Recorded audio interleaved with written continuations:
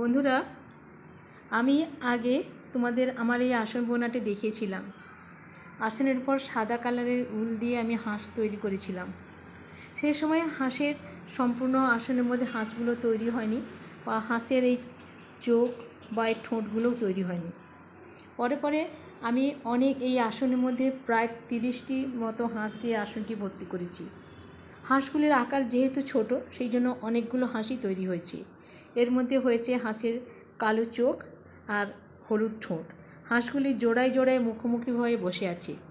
এবার শুধু হাঁসগুলিকে নীল জলে ছেড়ে দেওয়ার পালা। একধার থেকে বন্ধুরা আমি নীল জলে আসনটি ভর্তি করতে শুরু করেছি।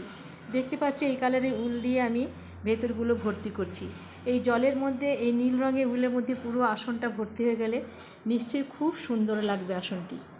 তোমাদের যাদের আসনটি ভালো লেগেছে, আমার এই আসনটি দেখে ঘর কোণে তোমরা এইভাবে হাঁস বানাতে পারো।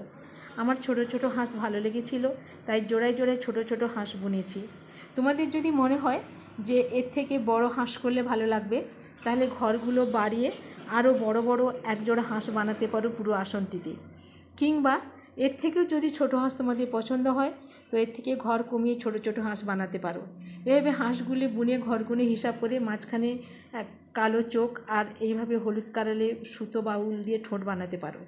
আর জলের রঙটি অবশ্যই এই কালারের করবে, তাহলে হাঁসগুলি আরও আসনের মধ্যে স্পষ্ট হয়ে থাকবে এবং আসনটি আরও দেখতে সুন্দর হবে।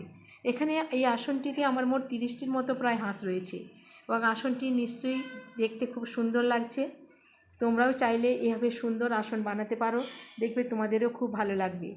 আজকে রাখি, সবাই ভালো থেকো, সুস্থ থেকো।